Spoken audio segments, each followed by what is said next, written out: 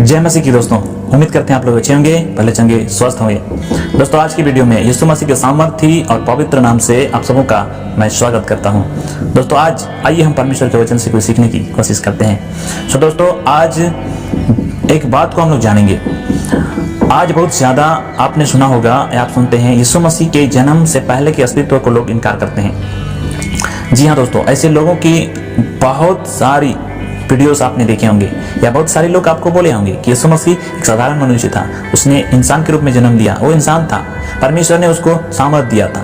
लेकिन आज हम यीशु मसीह के जन्म से पहले के अस्तित्व को हम लोग देखेंगे और जानने की कोशिश करेंगे। बाइबल से उसका प्रूफ को हम लोग देखेंगे। जी हाँ दोस्तों, आपने सही सुना। आइए हम शुरू करते हैं। यीशु मसीह का जन्म से पहले के अस्तित्व का प्रमाण, अगर उसका हम पहला पॉइंट को देखेंगे या पहली बात को हम देखेंगे तो वो है यीशु मसीह ने स्वर्गीय होने का दावा किया। यदि हम निकाले यूहन्ना रचित सुसमाचार उसका 3 अध्याय उसका 13वां पद, तो हम यहाँ पर इस प्रकार हम पाते हैं। आइए हम लोग देखेंगे। वहां लिखा है, कोई स्वर्ग पर नहीं चढ़ा, केवल वही जो स्वर्ग से उतरा, अर्थात मनुष्य का पुत्र जो स्वर्ग में है। जी हाँ दोस्तों, यहाँ पर इस वचन को आप ध्यान से सुनिए। यहाँ पर देखिए, आइए हम फिर से इस वचन को हम लोग पढ़ेंगे।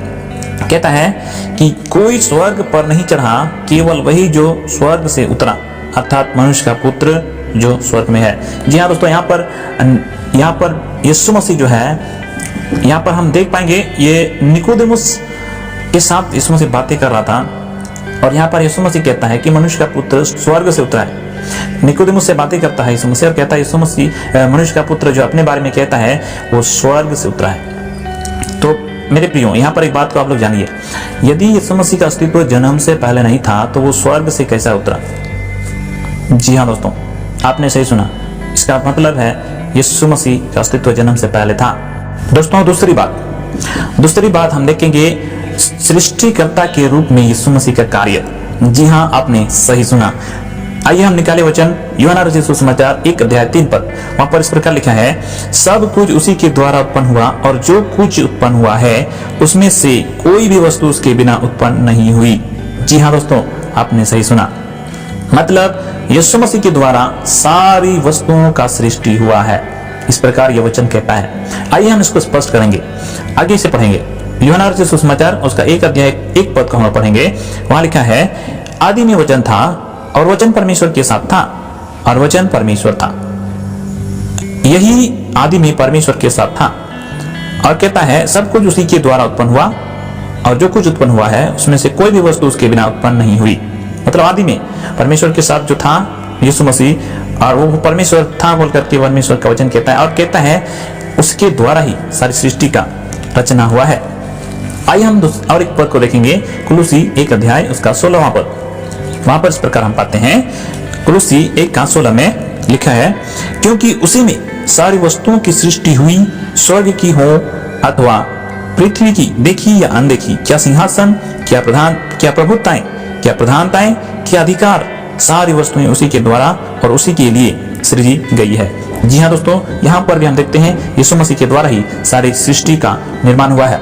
इस बात को थोड़ा साफ करने के लिए, क्लियर करने के लिए आपको कुलुसी 1:15 से पढ़िएगा तो आप जान पाएंगे यहाँ पर यीशु मसीह के बारे में यह वचन कहता है। जी हाँ दोस्तों, और यदि दूसरी और एक बार वचन को अगर आप देखेंगे तो हम देखेंगे, अगर इब्रानी 1:10 पद को, तो वहां भी इस प्रकार की बात को हम लोग पाते हैं। और वहां लिखा है, कहता है, और या कि हे प्रभु, आदि में तूने पृथ्वी की नींव डाली और स्वर्ग तेरे हाथों की कारीगरी है। जी हाँ दोस्तों, यहाँ पर यीशु मसीह के कार्य को सृष्टिकर्ता के रूप में हम देख पाते हैं। तो मेरे प्रियो, यहाँ पर आप थोड़ा सा सोचिए, यदि यीशु मसीह का अस्तित्व जन्म से पहले नहीं था तो सृष्टि के कार्य में कैसे यीशु मसीह का कार्य को हम देख पाते हैं? यीशु मसीह का अस्तित्व जन्म के बाद से ही नहीं, यीशु मसीह का अस्तित्व जन्म से पहले था। वो परमेश्वर है, इसलिए वो सृष्टि के कार्य में भी वो शामिल था। जी हाँ दोस्तों, आपने सही सुना। यदि हम तीसरी बात की बात करें, तीसरे पॉइंट की अगर यदि हम बात करेंगे तो तीसरा जो बात है वो हम देखेंगे, परमेश्वर के साथ यीशु मसीह का संबंध। जी हाँ दोस्तों, ये बहुत ही ये महत्वपूर्ण बात को हम देख पा रहे हैं। यहाँ बाइबल इसका प्रमाण करता है।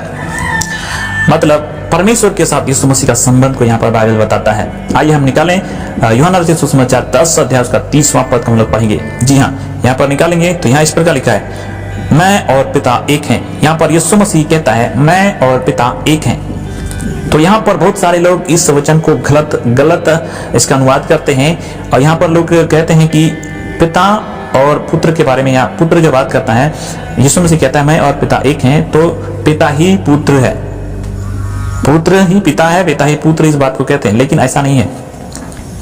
यहाँ पर यीशु मसीह उसके साथ के संबंध को बताता है, त्रिएकता की और त्रिएकत्व की और ये बात इशारा करती है। त्रिएकत्व के बारे में हम फिर कभी इसके बारे में बातें करेंगे, क्योंकि वो विषय थोड़ा जटिल है और इस वीडियो में हम नहीं बात कर सकते, उसके लिए अलग हम लोग बात करेंगे। तो दोस्तों यहाँ पर कहता है मैं और पिता एक हैं। जी हाँ, इस बात को थोड़ा सा हम क्लियर करेंगे, यीशु मसीह का संबंध परमेश्वर के साथ, इस बात को क्लियर करेंगे। तो आइए और एक वचन को हम लोग निकालेंगे, वो यूहन्ना रचित सुसमाचार 1 अध्याय और 1 पद को अगर हम लोग यहाँ पर फिर से पढ़ेंगे तो यहाँ इस बातों को हम लोग जान पाते हैं, इसका हम थोड़ा सा क्लियर वचन को हम देख पा रहे हैं। यहाँ पर लिखा हुआ है यूहन्ना रचित सुसमाचार 1 अध्याय उसका 1 पहला वचन में कहता, आदि में वचन था और वचन परमेश्वर के साथ था और वचन परमेश्वर था। जी हाँ दोस्तों, आपने सही सुना। अगर इस वचन को क्लियर करने के लिए यदि और एक वचन को हम लोग देखेंगे, यदि यूहन्ना का ही 1 का उसका 14 पद को अगर आप देखेंगे तब आप थोड़ा सा आपको क्लियर वचन आपको मिलेगा या क्लियर आप जान पाएंगे। तो यहाँ पर लिखा है 1 का 14 में, यूहन्ना रचित सुसमाचार 1 अध्याय उसका 14 पद में हम देखेंगे तो लिखा है लिखा है और वचन देहधारी हुआ और अनुग्रह और सच्चाई से परिपूर्ण होकर हमारे बीच में डेरा किया और हमने उसकी ऐसी महिमा देखी जैसे पिता के इकलौते की महिमा।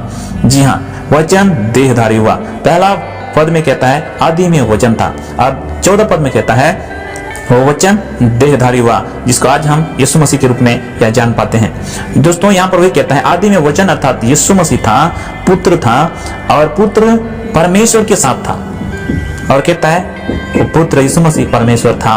जी हाँ दोस्तों, आपको इस वचन को सुनकर कंफ्यूजन नहीं होना है। यहाँ पर इस यीशु मसीह जो है परमेश्वर के साथ उसका संबंध को बताता है, वो परमेश्वर के साथ था आदि से। तो मेरे प्रियो, आपको थोड़ा और सोचने के लिए हम कहेंगे, यदि परमेश्वर के साथ उसका संबंध था तो कैसे हम इस बात को मान सकते हैं कि यीशु मसीह का अस्तित्व जन्म से पहले नहीं था? जी हाँ, आपने सही सुना है, यीशु मसीह का अस्तित्व जन्म से पहले था। जी हाँ दोस्तों, यदि हम चौथा पॉइंट की बात करेंगे तो आइए हम देखेंगे और वो हम पाएंगे, वो बात है यूहन्ना बपतिस्मा देने वाले की गवाही। जी हाँ, और उसको हम पाएंगे यूहन्ना रचित सुसमाचार उसका 1 अध्याय और उसका 15 पद को हम लोग पढ़ेंगे। जी हाँ, आइए हम लोग पढ़ें। वहां पर लिखा है, कहता है यूहन्ना ने उसके विषय में गवाही दी और पुकार कर कहा, यह वही है जिसका मैंने वर्णन किया कि जो मेरे बाद आ रहा है वह मुझसे बढ़कर है, क्योंकि वह मुझसे पहले था। यीशु मसीह की बात कर रहा है मेरे प्रिय। यूहन्ना बपतिस्मा देने वाला यीशु मसीह के बारे में बात करता है कि वो जो आने वाला है वो मुझसे बढ़कर है और वो मुझसे पहले था। वो यीशु मसीह को के बारे में कहता है वो मुझसे पहले था, और जबकि यहाँ पर हम जानते हैं, बाइबल में हम पढ़ते हैं तो यूहन्ना बपतिस्मा देने वाला का जन्म यीशु मसीह से पहले हुआ। तो यहाँ पर यूहन्ना बपतिस्मा देने वाला कहता है वो मुझसे पहले था। जी हाँ, आपने सही सुना। दोस्तों आइए और एक वचन को हम लोग देखेंगे, इसको थोड़ा और समझने के लिए। 30 पद, यूहन्ना रचित सुसमाचार 1 अध्याय उसका 30 पद को भी हम लोग देखेंगे। वहां लिखा है, यह वही है जिसके विषय में मैंने कहा था, एक पुरुष मेरे पीछे आता है जो मुझसे श्रेष्ठ है, क्योंकि वह मुझसे पहले था। इस वचन में भी यहाँ यूहन्ना कहता है वो मुझसे पहले था, अर्थात यीशु मसीह जो है यूहन्ना बपतिस्मा देने वाला के जन्म से पहले से था।